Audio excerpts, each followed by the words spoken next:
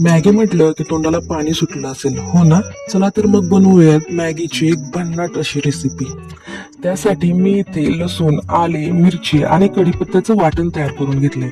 2 packet Maggi उकळत्या पाण्यात टाकून ती 1 ते 1.5 मिनिटं शिजवून घ्यावी.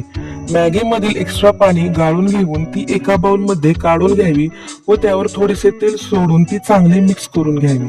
आता मॅगी मध्ये 1 अंडे, ब्लॅक पेपर पावडर, चवीनुसार मीठ, चिकन 65 मसाला, मॅगी मसाला, हिरव्या मिरचीचे वाटण, सोया सॉस घालून ते चांगले मिक्स करावे.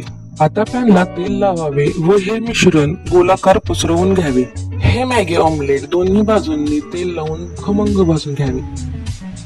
हे ऑमलेट गार्लिक सॉस बर सर्व करा. होती ना मजेशीर रेसिपी? तर मग वाट कशाची बघताय, तुम्ही ही रेसिपी घरी नक्की ट्राय करा. जाता जाता चॅनलला सबस्क्राईब, व्हिडिओला लाईक आणि शेअर करायला विसरू नका.